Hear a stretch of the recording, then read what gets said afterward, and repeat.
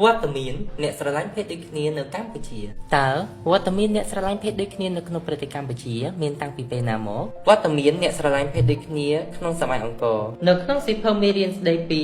និន្នាការភេទអត្តសញ្ញាណ gender ការបង្ហាញនៅទំនោរ gender និងលក្ខណៈភេទដែលចេញផ្សាយដោយមជ្ឈមណ្ឌលសិទ្ធិមនុស្សកម្ពុជា CCHR នៅឆ្នាំ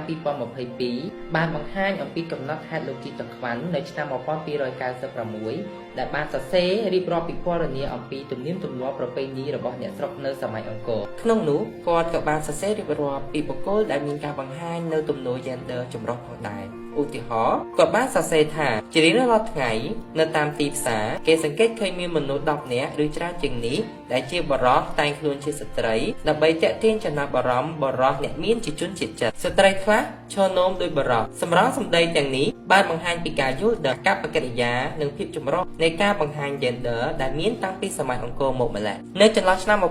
1950ដល់ឆ្នាំ1970មានការស្ទង់មតិនិងការសិក្សាស្រាវជ្រាវមួយចំនួនអំពីការមានចំណងផ្លូវភេទរវាងបរិសនិងបរិសក្នុងទសវត្សរ៍ឆ្នាំ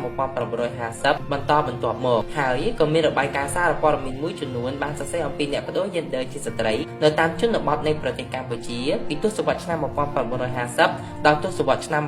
1970ផងដែរនៅចន្លោះឆ្នាំ1975ដល់ឆ្នាំ1979ដែលយើងគ្រប់គ្នាដឹងថាជារបបខ្មែរក្រហមក៏មានវត្តមានអ្នកស្រឡាញ់ភេទដូចគ្នាផងដែរពោលគឺមានអ្នករស់រានមានជីវិតពីរបបខ្មែរក្រហមដែលជាអ្នកបដូរ gender ជាស្ត្រីម្នាក់បានផ្ដល់សក្ខីកម្មនៅអង្គជំនុំជម្រះវិសាមញ្ញក្នុងតុលាការកម្ពុជាកាលពីឆ្នាំ2013ក្នុងនោះគាត់បានលើកឡើងថាខ្ញុំត្រូវលាក់បាំង gender របស់ខ្ញុំពីព្រោះខ្ញុំបារម្ភជាខ្លាំងថាខ្ញុំនឹងត្រូវគេសម្លាប់ខ្ញុំត្រូវបង្ខំខ្លួនឯងឲ្យកាត់សក់ដើម្បីឲ្យមើលទៅដូចមនុស្សប្រុសនិងរស់នៅក្នុងចំណោមមនុស្សប្រុសហើយខ្ញុំត្រូវគេបង្ខំឲ្យរៀបការនៅឆ្នាំ1980គឺជាឆ្នាំដែលមានការរីករាលដាលនៃជំងឺអេដស៍ហើយបានជះឥទ្ធិពលយ៉ាងខ្លាំងទៅលើក្រុមបរិសុទ្ធស្រឡាញ់បរិសុទ្ធនៅឆ្នាំ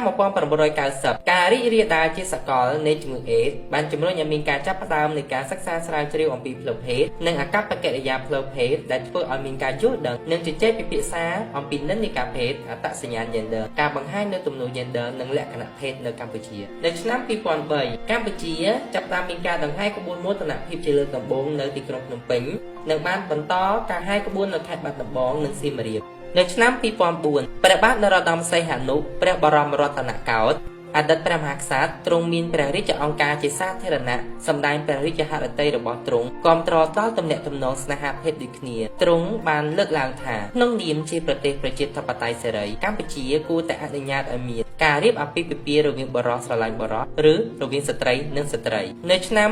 2014អង្គការសង្គមស៊ីវិលក្នុងស្រុកមួយដែលធ្វើការលើការលើកកម្ពស់សិទ្ធិអ្នកស្រឡាញ់ភេទដូចគ្នាត្រូវបានទទួលស្គាល់និងចុះឈ្មោះជាផ្លូវការពីក្រសួងមហាផ្ទៃភស្តុតាងខាងលើនេះបានបង្ហាញពីវត្តមានរបស់អ្នកស្រឡាញ់ភេទដូចគ្នានៅកម្ពុជាដែលមានតាំងពីយូរយារណាស់មកហើយពួកគេគឺជាផ្នែកមួយនៃសង្គមដែលពុំអាចប្រកែកបានហើយពួកគេបាននឹងកំពុងតែបន្តការតស៊ូដើម្បីសិទ្ធិសេរីភាពនិងជំរើសរបស់ពួកគេដូច្នេះដើម្បីបង្ហាញពីសាមគ្គីភាពនិងការគាំទ្រក្នុងនាមជាមនុស្សជាតិក្នុងដំណើរនៃការទាមទារសិទ្ធិសម្រាប់ក្រុមអ្នកស្រឡាញ់ភេទដូចគ្នារឿងទាំងនេះគឺអាស្រ័យលើយើងទាំងអស់គ្នា